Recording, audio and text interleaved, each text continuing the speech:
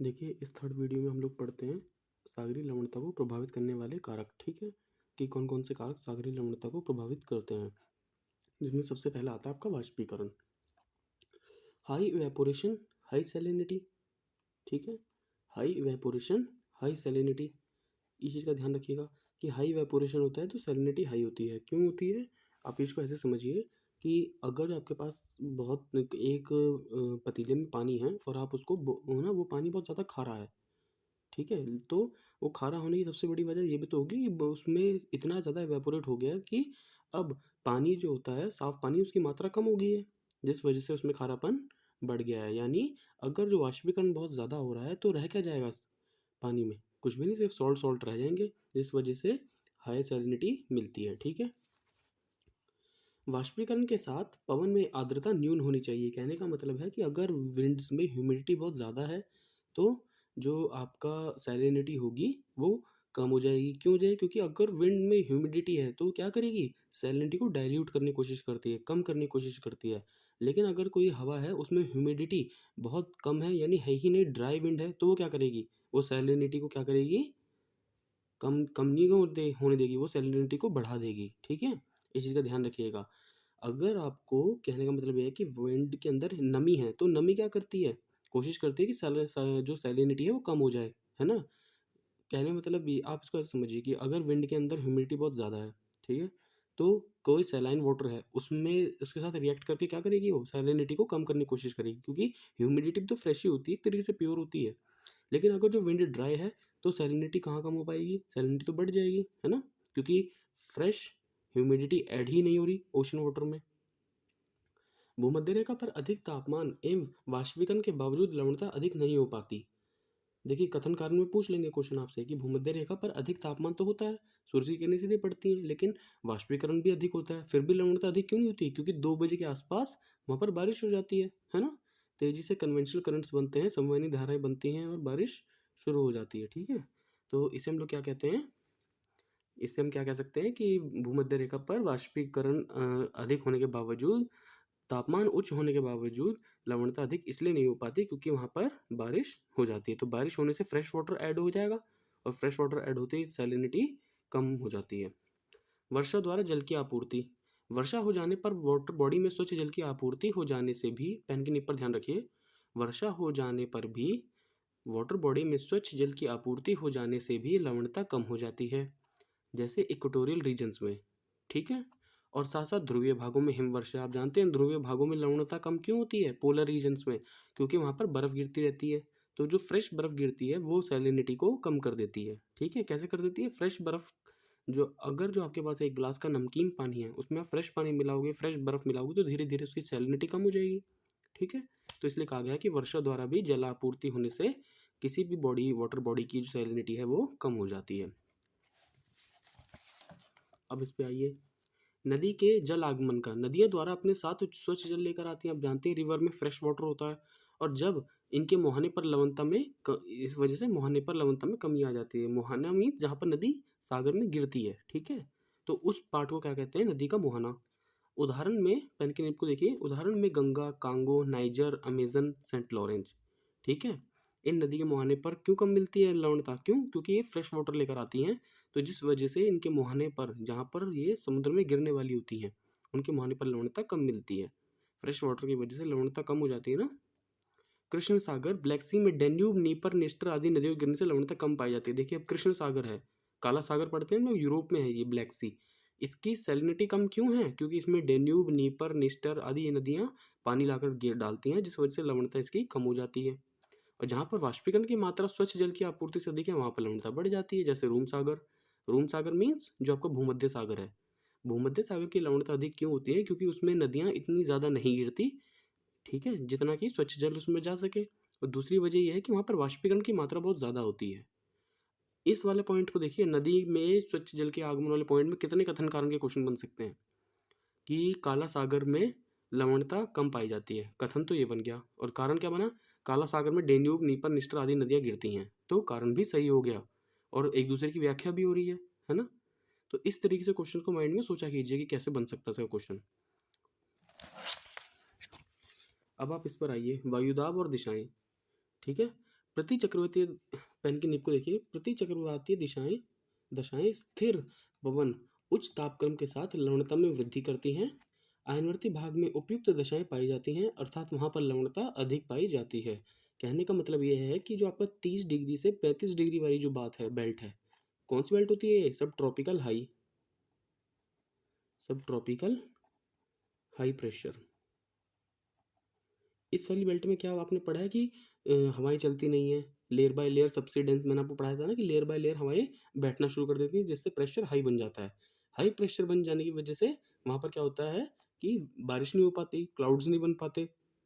Clouds और बारिश कहाँ बनेगी? जहाँ पर लो प्रेशर जनरेट होगा तभी तो बारिश होगी वहां पर।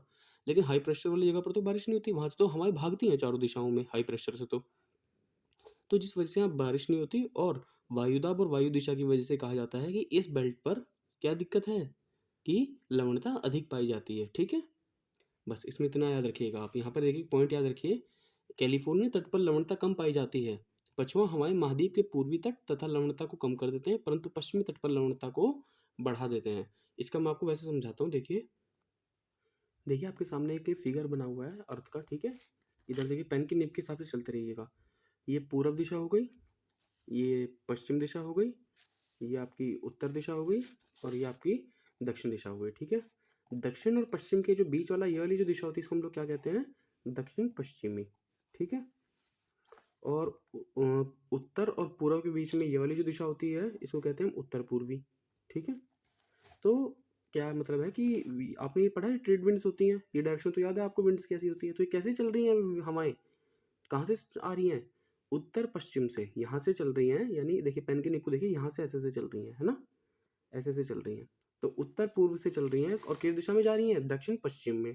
तो इस दिशा में चलने की वजह से क्या होता है कि जो यहाँ पर जो वाटर बॉडी है, देखिए यहाँ पर जहाँ पर ये मैंने सर्कल सर्कल से बना के चल रहा हूँ मैं, यहाँ पर जो वाटर बॉडी है, ठीक है, उसमें जितनी भी सैलिनिटी होगी या जितना भी वाटर होगा, ठीक है, सैलाइन वाटर होगा यानी खारा पानी होगा, उसको उठा करके हवाएं अपने साथ कहाँ तक ले आएंगी? इस दिशा में ले आएंगी।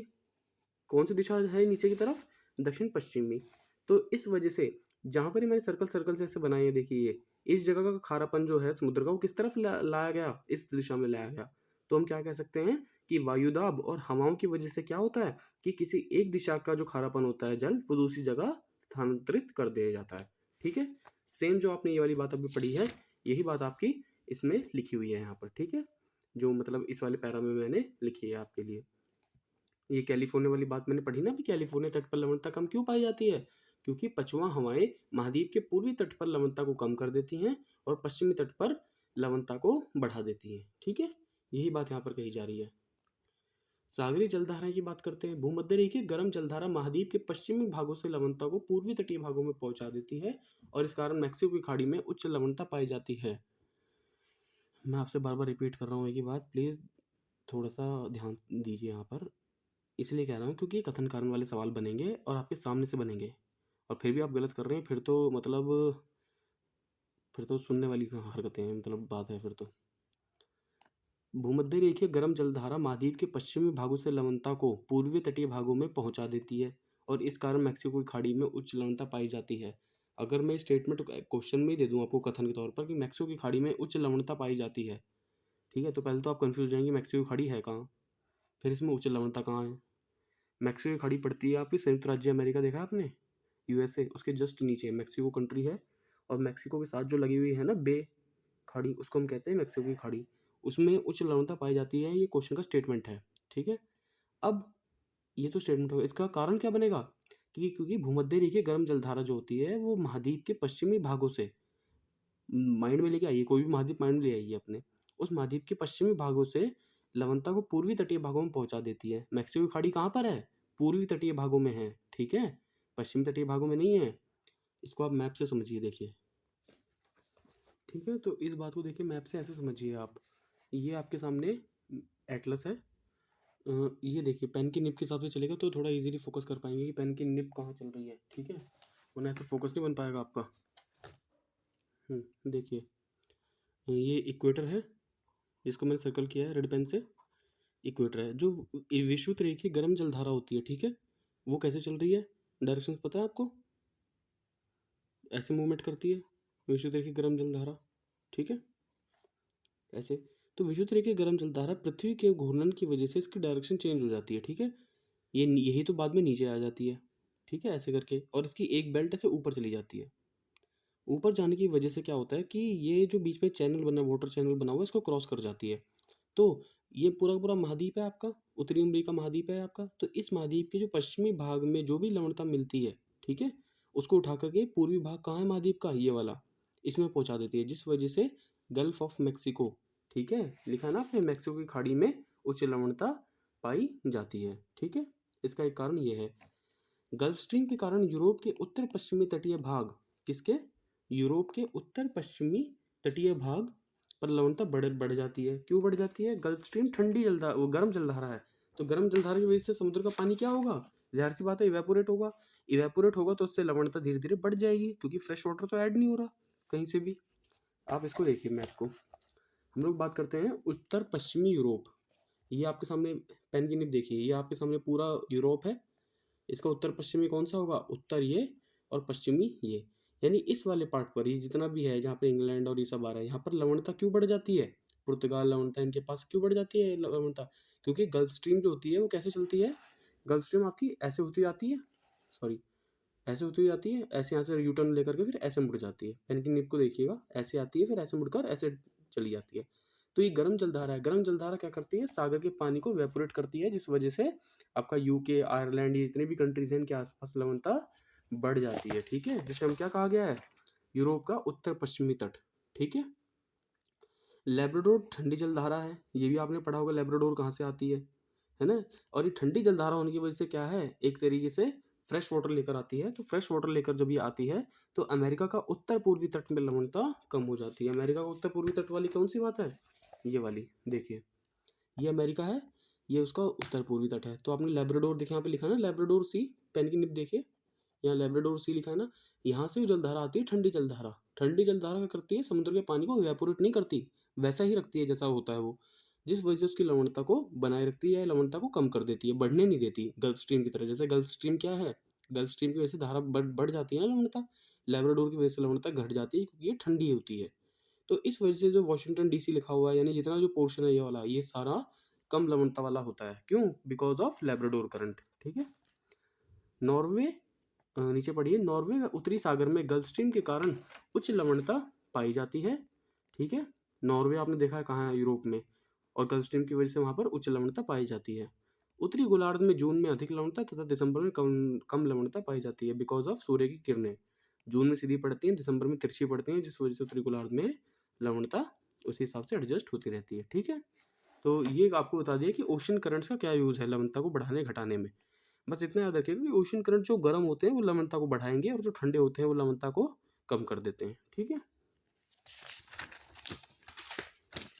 अब आते हैं सागरीय लवणता का वितरण। अगर जो हम डिस्ट्रीब्यूशन की बात करें, महासागरों की औसत लवणता कितनी है, एवरेज सैलिनिटी 35 पीपीटी, ठीक है। कितनी है याद रखना है कि एवरेज सैलिनिटी कितनी है, 35 पीपीटी।